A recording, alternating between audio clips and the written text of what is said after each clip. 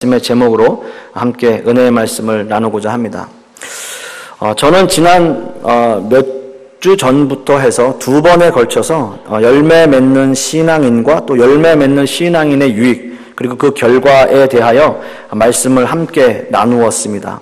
잠깐 요약해 보자면 참 포도나무이신 예수님의 나무에 붙어 있는 그러한 가지로서 우리는 풍성한 열매를 맺어야 한다라는 말씀을 드렸습니다. 그러나 예수님은 이렇게 참 포도나무의 비유를 말씀을 나누시면서 뜻밖에도 이런 결론의 내용은 우리가 전혀 상상하지 못했던 방향으로 이끌고 가고 계십니다.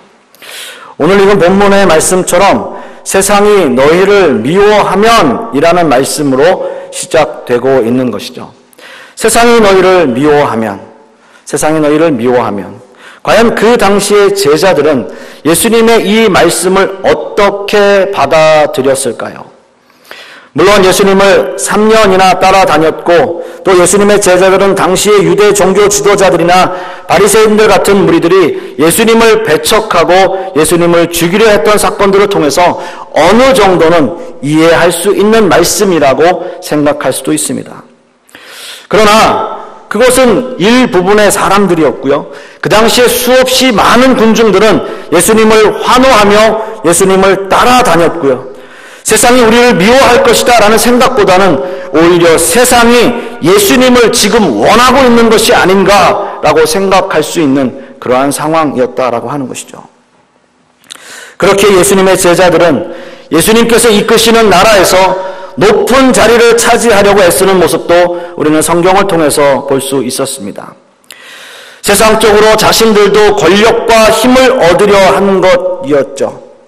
세상을 미워한 것이 아니라 오히려 세상적으로 무엇인가를 해결하고자 애쓰는 제자들의 모습을 볼 수 있었습니다.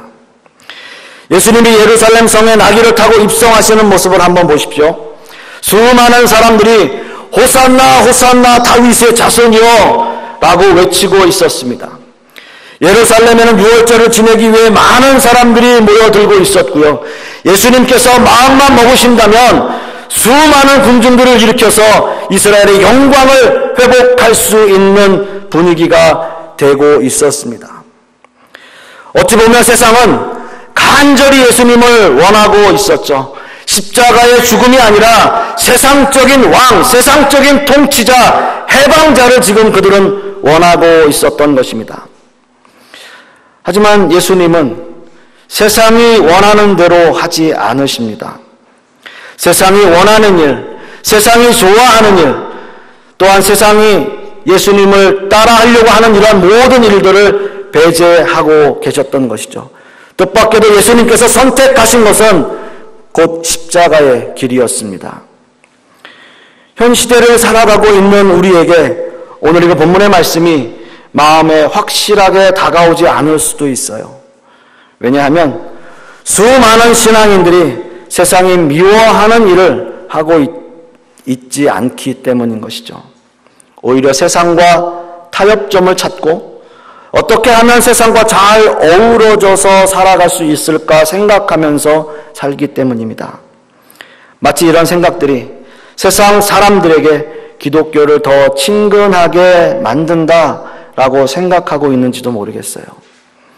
또한 수많은 교회들이 번영신학이라고 하는 그러한 신학에 몰두한 나머지 세상에서 어떻게 하면 잘 살 수 있을까? 그리고 어떻게 하면 세상에서 성공할 수 있을까? 또는 세상에서 어떻게 하면 복을 받을까? 라고 하는 기복적인 신앙을 가지고 살게 되어진 것이 우리들의 현실 아니겠습니까? 어느 누가 이런 생각에서 과연 자유로울 수 있을까요? 여러분들은 어떻습니까? 예수님의 이 말씀이 당시의 제자들에게만 국한된 말씀 아닙니다. 그리고 지금 이 시대를 살아가고 있는 저와 여러분에게 세상은 과연 어떻습니까? 세상이 여러분을 미워하는 것을 여러분들은 느끼시고 계십니까? 세상이 여러분들을 미워하는데 여러분들은 오히려 세상을 더 사랑하십니까? 아니면 도대체 세상이 왜 우리를 미워해야 하는지 그 이유 자체를 모르고 계시지는 않습니까? 여러분, 그 이유를 모른다면 우리의 신앙을 다시 한번 점검해 보아야 할 것입니다. 세상이 여러분을 미워하고 있다는 것을 여러분들이 아셔야 한다는 것이죠. 그렇지 않다면 우리는 이미 세상에 속한 사람일 수도 있습니다. 예수님은 참 포도나무의 비유를 베푸시면서 내 안에 거하라 라는 말씀을 많이 하셨습니다. 내 안에라는 말씀이 그 짧은 구절 안에서 무려 5번이나 반복적으로 사용되고 있는 것입니다. 그리고 사랑 안에라는 단어는 3번, 사랑이라는 단어는 무려 9번이나 사용되고 있습니다. 오늘 우리가 읽지는 않았지만 요한복음 15장 17절 말씀에 내가 이것을 너희에게 명함은 너희로 서로 사랑하게 하려 함이라 라고 말씀하고 계십니다. 지금까지 하신 말씀들, 그리고 오늘 본문의 말씀의 핵심은 서로 사랑하게 하려는 것이라고 말씀하고 있습니다. 세상이 우리를 미워한다면 서로 사랑하라. 세상이 우리를 미워한다면 나의 사랑 안에 거하라. 세상이 우리를 미워한다면 내 안에 거하라 라고 말씀하고 있습니다. 그렇다면 세상이 우리를 미워하는 이유는 과연 무엇일까요? 저는 오늘 말씀을 통해서 세상이 우리를 미워하는 이유에 대하여 2가지의 주제로 은혜의 말씀을 나누길 원합니다. 첫째는요, 세상이 우리를 미워하는 이유는 세상에 속하지 않았기 때문입니다. 오늘 우리가 읽은 본문 18절과 19절 말씀을 제가 읽겠습니다. 세상이 너희를 미워하면 너희보다 먼저 나를 미워한 줄을 알라. 너희가 세상에 속하였으면 세상이 자기의 것을 사랑할 것이나 너희는 세상에 속한 자가 아니요 도리어 내가 너희를 세상에서 택하였기 때문에 세상이 너희를 미워하느니라. 오늘 말씀에서 먼저 우리가 단어에 대한 정의를 분명히 해야 할 것은요, 바로 세상이라고 하는 단어입니다. 오늘 본문에서 이 세상은 헬라어로 코스모스라고 하는 단어를 사용하고 있는데요, 질서, 우주, 인류라는 의미를 가지고 있지만 오늘 본문의 특성상 여기서 세상은 하나님을 반대하는 악의 영역 또는 악의 무리들이라고 하는 뜻으로 사용되어지고 있습니다. 즉 하나님을 반대하고 예수님의 사역을 방해하는 모든 것을 의미한다라고 말씀드릴 수 있는 것입니다. 이것은 작게는 그 당시에 예수님을 반대하는 유대인들과 바리새인들뿐만 아니라 더 크고 넓게는 그 모든 것을 주관하는 사단의 영역까지 포함하고 있다라고 하는 말씀인 것이죠. 지금 이 시대에 하나님의 일을 방해하는 모든 세력을 포함하고 있는 것입니다. 그런 악의 세력인 세상은 너희를 미워할 것이고 너희보다 먼저 나를 미워한 것이다 라고 말씀하고 있는 것입니다. 어떤 의미에서 이 말씀은 예수님이 당하시는 고난이 제자들에게도 연속적으로 이어질 것임을 예고하고 있는 것입니다. 공관복음서에 공통적으로 다루는 이 감람산 강화에서는요, 성도들이 세상을 살아가면서 여러 가지 모양으로 핍박을 받을 것임을 이미 예언하고 있었습니다.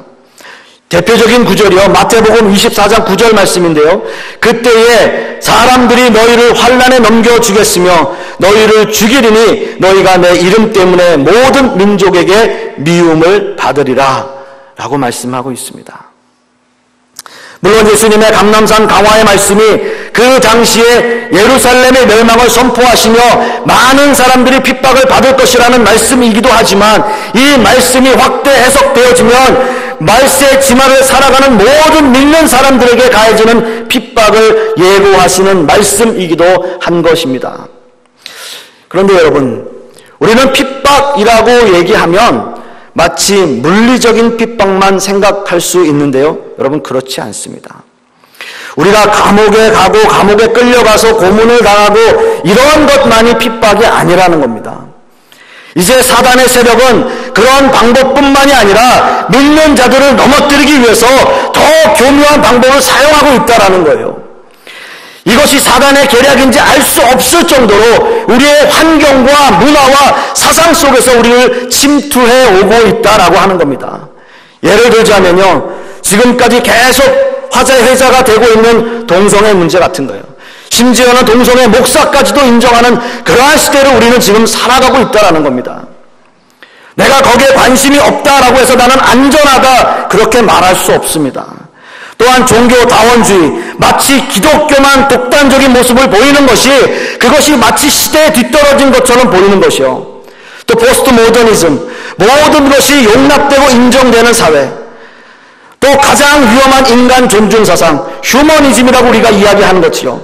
르네상스 이후 시대로 인간이 존중받고 대접받아야 한다는 사상으로 인해서 하나님은 뒷전으로 물러난 그러한 시대가 되어버렸습니다.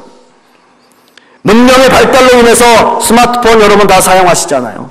가족 간의 대화의 단절이 있습니다. 게임에 몰두하고 있는 아이들, 알게 모르게 게임과 현실을 분별하지 못하는 사람들, 그리고 수없이 일어나는 자살들, 여러분 어떻습니까? 제가 다 일일이 열거 할 수 없습니다. 우리는 지금 이런 시대를 살아가고 있습니다. 그러나 여러분, 예수님이 뭐라고 말씀하셨습니까? 이런 일은 반드시 있을 것이고 이건 시작에 불과하다라고 말씀하시지 않으셨나요? 그렇다면 정말 우리 아이들이 살아가는 미래는 어떻겠습니까? 더 비참하고 더 참담한 현실을 살아가야 하지 않겠습니까? 이 모든 것이 우리가 세상에 속하면서 우리가 알게 모르게 세상과 타협하면서 살아가고 있는 모습이고, 세상이 우리를 미워하는 것이 아니라 세상에 속한 사람으로 살아갈 때 우리에게 주어지는 세상적인 혜택이라고 생각하게 되는 것이죠. 그래서 예수님은 이렇게 말씀하십니다. 너희가 세상에 속하였으면 세상이 자기의 것을 사랑할 것이니, 세상이 자기의 것을 사랑할 것이니. 만약 우리가 세상에 속하였다면 우리는 세상이 우리를 사랑하는 존재가 되어지는 것입니다. 여러분, 너무나 무서운 현실 아닙니까? 그래서 예수님은 참 포도나무의 비유를 말씀하시면서 내 아내라는 말씀, 그리고 나의 사랑 아내라고 하는 말씀을 반복해서 사용하시면서 우리가 어디에 속해 있어야 할지 분명히 말씀하고 있다라고 하는 것이죠. 그리고 예수님은 다시 이렇게 말씀하십니다. 너희는 세상에 속한 자가 아니요, 도리어 너희를 세상에서 택하였기 때문에 세상이 너희를 미워하느니라. 여러분, 이 말씀이 우리에게 얼마나 위로가 되는 말씀입니까? 하나님이 우리를 택하셨기 때문에, 주님이 우리를 택하셨기 때문에 세상이 우리를 미워하게 될 것이다. 우리는 세상에 속한 사람들이 아닙니다. 우리는 예수님 안에 있고요, 우리는 예수님 사랑 안에 속한 자들이에요. 이것이 우리가 소속되어 있는 장소여야 합니다. 이런 말씀을 하시는 분들이 있어요. 한 발은 세상에, 그리고 다른 한 발은 교회에 걸치고 있으면 안 되나요? 엄밀하게 말씀드리면 그럴 수 없어요.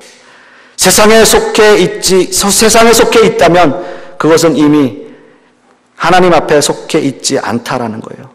믿음에 있어서 회색지대는 존재하지 않습니다.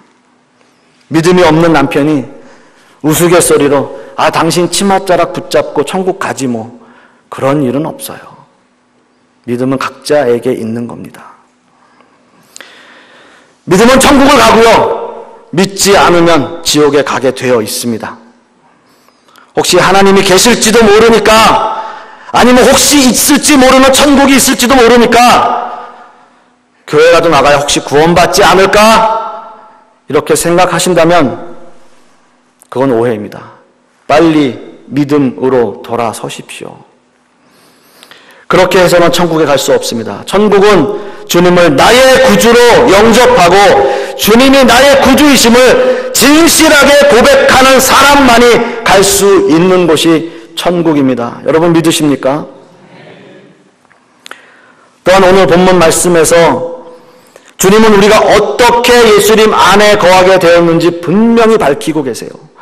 19절 하반절 말씀을 보시면 너희를 세상에서 택하였기 때문이라고 말씀하고 있습니다.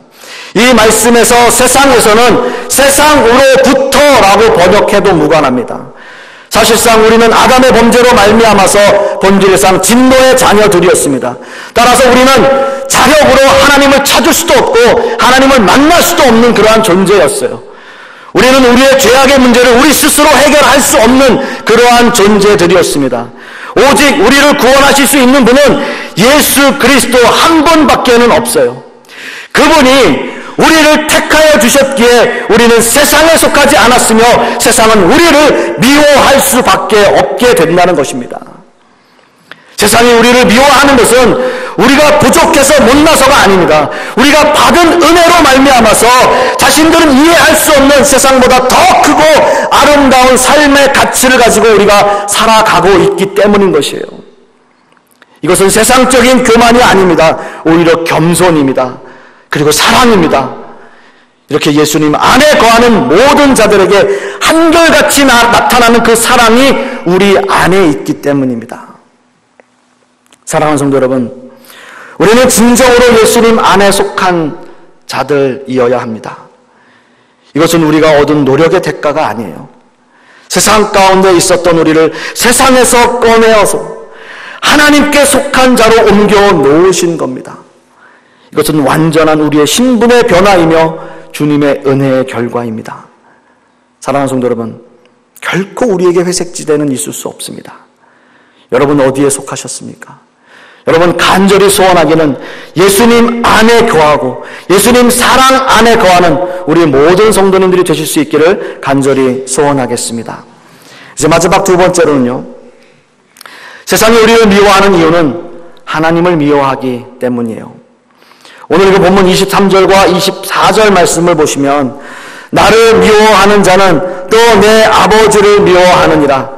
내가 아무도 못할 일을 그들 중에서 하지 아니하였더라면 그들에게 죄가 없으려니와 지금은 그들이 나와 내 아버지를 보았고 또 미워하였도다.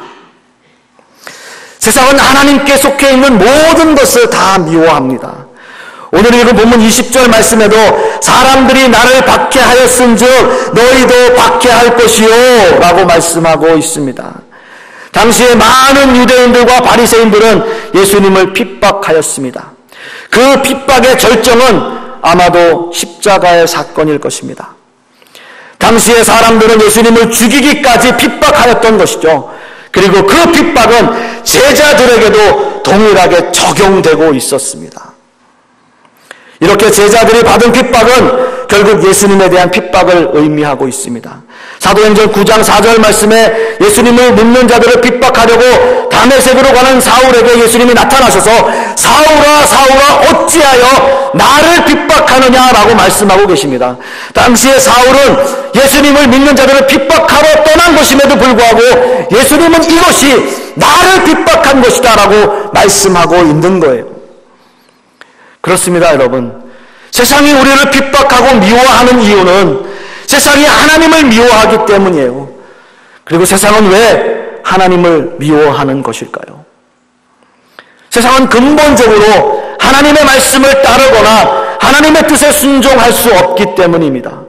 죄악된 인간의 모습으로는 하나님의 말씀 듣기를 거부하고자 하는 본성이 그들 마음속에 있어요. 요한복음 1장 10절에서 11절 말씀에도 그가 세상에 계셨으며 세상은 그로 말미암아 지은 바 되었으되 세상이 그를 알지 못하였고 자기 땅에 오매 자기 백성이 영접하지 아니하였으나 라고 말씀하고 있습니다. 인간의 몸을 가지고 이 땅에 오신 완전한 하나님이시며 완전한 인간이신 예수님에 대한 사람들의 반응은 너무나 분명했습니다. 예수님을 영접하지 않았다라고 하는 거예요. 그 당시에 이스라엘 민족들은 이 땅에 오신 예수님을 믿지 않았을 뿐만 아니라 결국 예수님을 십자가에 못 박기까지 했던 것입니다. 예수님은 하나님의 명령을 따라서 이 땅에 오셨습니다. 예수님은 모든 민족을 구원하시기 위해서 이 땅에 오신 것이에요. 따라서 예수님은 수없이 많은 기적과 이적을 통해서 예수님 자신이 메시아이심을 밝히 드러내고 계셨습니다. 오늘 이거 본문 말씀에도 내가 아무도 못할 일을 그들 중에서 하지 아니하였더라면 이라고 말씀하고 있습니다. 즉 예수님께서 하신 공생의 사역은 모두 하나님의 뜻을 따라서 예수님이 메시아이심을 증거하는 사역을 하고 계셨던 거예요. 물로 포도주를 만드셨어요. 왕의 신하의 아들을 고치셨고요. 38년 된 병자를 고치셨고 죽은 나사로를 살리셨고 5,000명을 먹이셨고 물 위를 걸으셨으며 나면서 소경된 자를 고치셨어요. 이렇게 예수님의 공생의 사역을 통해서 예수님께서 메시아이심을 드러내고 있는 예수님을 그들은 믿지 않았다라고 하는 거죠. 예수님을 믿지 않았다는 것은 결국 하나님을 믿지 않았다는 것과 마찬가지 이야기입니다. 사랑하는 성도 여러분, 세상은 하나님을 미워하게 되어 있습니다. 세상은 하나님의 말씀을 들으려 하지 않고요, 하나님께 순종할 마음도 없습니다. 그러나 하나님 역시 세상을 그대로 내버려 두지 않으십니다. 결국 세상은 심판받을 것이고요, 그들의 결국은 사망입니다. 세상이 하나님 앞에 핑계할 수 없는 이유는 한 가지예요. 예수님을 통해서 구원의 길을 보여주셨음에도 불구하고 하나님의 은혜를 거부하고 있는 세상에 대한 죄값입니다. 어느 누구도 주님을 영접하지 않는다면 그 어떤 것으로도 하나님 앞에 핑계할 수 없습니다. 하나님, 저는 시간이 없었는데요. 하나님, 저는 복음을 듣지 못했는데요. 하나님, 저를 위해서 전도하는 사람이 없었는데요. 하나님, 저는 사업이 바빠서요. 이런 식의 핑계를 하나님 앞에 댈 수 없다라고 하는 것이죠. 그렇기에 세상은 더욱 하나님을 미워할 것입니다. 자꾸 세상은 자신들의 숨통을 조여오는 느낌을 가질 거예요. 그러므로 더욱더 악랄하게 믿는 사람들을 핍박하게 될 것입니다. 그리고 더 교묘하게 우리의 신앙을 넘어뜨리려 노력할 것입니다. 따라서 가장 중요한 것은 이제 세상의 유혹에서 반드시 말씀 위에 바로 서서 이겨내야 할 것입니다. 예수님은 감난산 강화에서 마지막 때의 징조를 말씀하시면서 제자들에게 이런 당부를 하십니다. 또 너희가 내 이름으로 말미암아 모든 사람에게 미움을 받을 것이나 끝까지 견디는 자는 구원을 받으리라. 끝까지 견디는 자입니다. 또한 사도 요한 역시 계시록의 말씀에서 아시아 7교회에 보내는 편지를 통하여 동일하게 그들에게 요구하는 내용이 있었습니다. 그것은 바로 이기는 자입니다. 세상에 어떠한 어려움과 환난이 너에게 있다고 할지라도 이기는 자에게는 하나님의 은혜가 임함을 말씀하고 있는 것입니다. 그리고 마지막 요한계시록 21장 7절 말씀을 통해서도 이렇게 결론을 맺습니다. 이기는 자는 이것을 유업으로 얻으리라. 나는 저의 하나님이 되고 그는 내 아들이 되리라. 여러분, 이 말씀의 은혜가 저와 여러분에게 있기를 소원합니다. 물론 세상을 우리를 미워하고 우리를 미워하는 이유는 하나님을 미워하기 때문입니다. 그리고 세상은 우리를 이길 수 없습니다. 주님은 십자가로 말미암아 이미 우리에게 승리를 주셨기 때문입니다. 우리는 이길 수밖에 없는 싸움을 하는 것이고요, 이길 수밖에 없는 싸움을 하는 하나님의 백성들입니다. 그럼에도 불구하고 여러분, 이기시고 승리하셔야 합니다. 세상이 우리를 미워한다 할지라도 세상에 대하여 이기고 승리하는 저와 여러분들이 되실 수 있기를 간절히 소원하겠습니다. 이제 말씀의 결론을 맺습니다. 저는 세상이 너희를 미워하면이라는 말씀의 제목으로 두 가지 주제로 은혜의 말씀을 나누었습니다. 첫째로, 세상이 우리를 미워하는 이유는 세상에 속하지 않았기 때문입니다. 우리는 참 포도나무이신 예수님께 속해 있는 그러한 하나님의 자녀들입니다. 그렇기에 세상은 우리를 미워할 수밖에 없습니다. 두 번째로는요, 세상이 우리를 미워하는 이유는 하나님을 미워하기 때문입니다. 하나님은 세상의 모든 사람을 구원하시기 위해서 독생자 예수 그리스도를 이 땅에 보내셨지만 세상은 그를 미워하여 십자가에 못 박았습니다. 그렇기에 우리는 세상에 대하여 이기며 승리해야 할 것입니다. 사랑하는 성도 여러분, 이제 여러분들의 결단이 필요한 시간입니다. 여러분은 지금 어디에 속해 있으십니까? 세상입니까? 아니면 예수님 안에, 예수님 사랑 안에 있으십니까? 세상이 여러분을 미워할지라도 믿음을 가지고 이기며 승리하는 삶을 사시기를 간절히 소원하겠습니다. 기도하겠습니다. 아버지 하나님,